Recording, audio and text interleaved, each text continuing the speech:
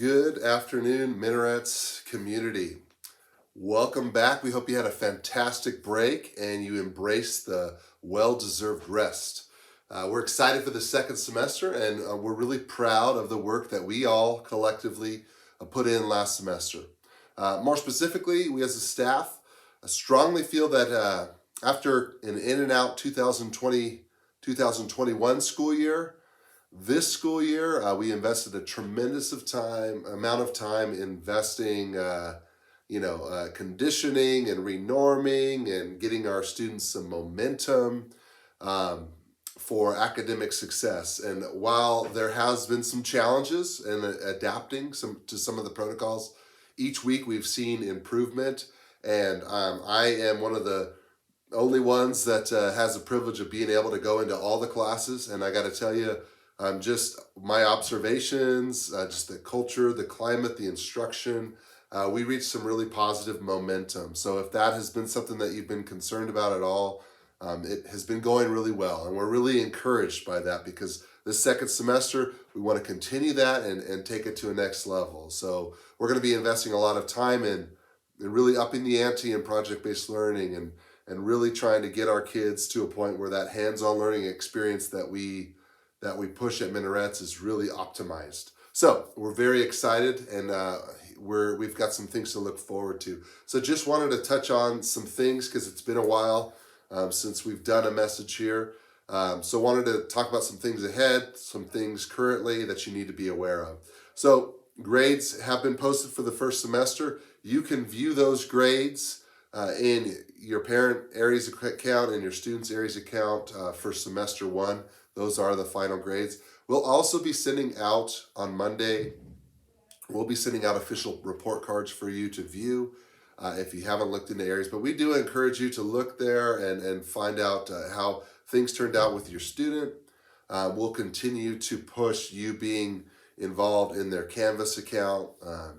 And we are continuously refining and improving our sync with Aries with those grades so that both systems are as often as possible aligned, and that would be weekly. So we want them to be weekly aligned so that you can be totally up to speed, up to date with your students' grades. So as a reward for students who had a 4.0 or higher, we are putting those students into Purple Group, which is a privileged group with the laptops. They get some increased hours, some increased privileges on those computers because we really want to push those highly motivated and highly dialed in students to continue to refine their skills.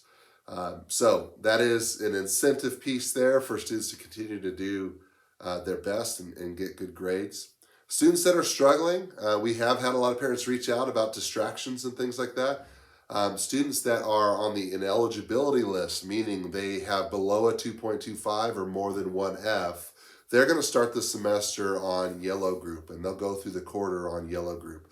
And what that means is on the weekends and things like that, they'll have a reduced amount of time on their laptop and they'll have some restrictions that really make it based on just academic work alone. And the idea is that they have to be structured and organized in getting their work done, not have hours of time doing non-academic things. So really want to motivate our kids to be respecting the tech, using our technology to improve and to benefit themselves. So I wanted to talk about, there's an anonymous reporting system that we've really been pushing with the students. Students will notice some new signs around campus. It is an anonymous reporting sign and it has a QR code for students to use. And what that is basically if there's any bullying, harassment, racism, inappropriate activity that students see and they want to remain anonymous, but they want to make sure that it gets addressed, they can use our anonymous reporting system. And we really want to push that because we want to be able to investigate and look into all kinds of behavior that is not good for kids and that make this any less safe than it is. That mixed with our cameras that we have and our security personnel and our law enforcement, we want this to be a climate where kids are always very safe.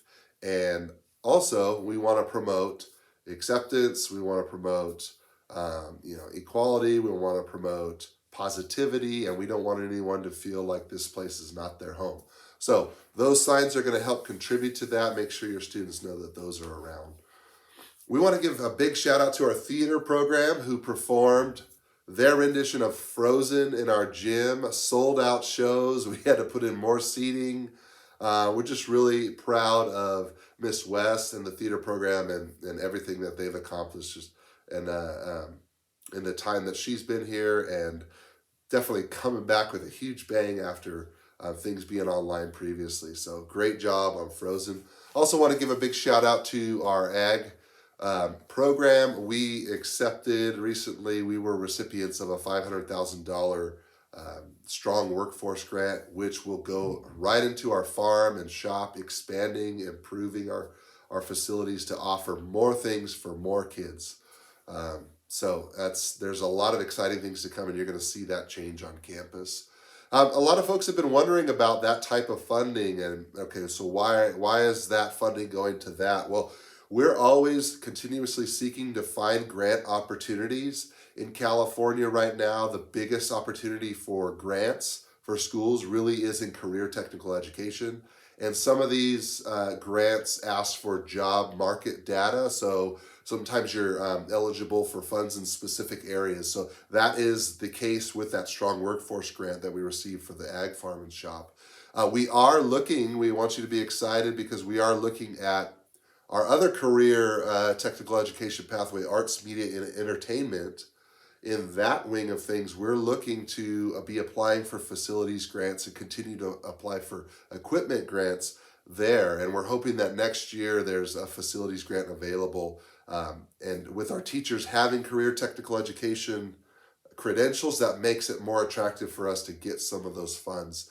So please know that for our theater, for our media, for our art, and our School of Rock, we're always looking for opportunities. Actually, and we have been able to utilize about $50,000 worth of career technical education incentive grant this year for improving equipment for those programs. So we're really trying to stay ahead of the curve, and we're really excited about what we've been able to do and just to see our programs blossom.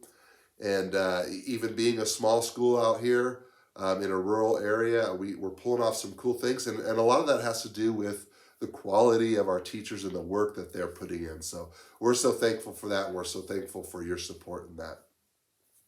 As it relates to COVID, there have been some changes given to us by CDHP, and that is really geared towards the length of the quarantine.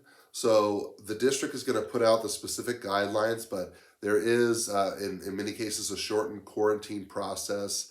And there's a little bit of change in vaccination status and how that works. So still going to have students masked. We're still going to be testing athletics and any kind of field trips that are going on. We'll be testing those students.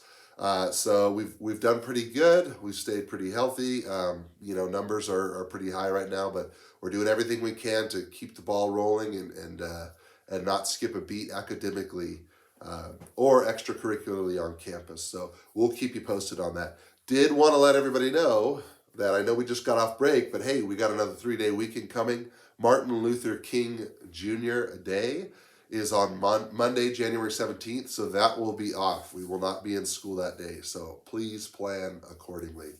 That is all for today. Thank you for all that you do and your spirit that cannot be broken. Go big, go pro, go now, and go Mustangs.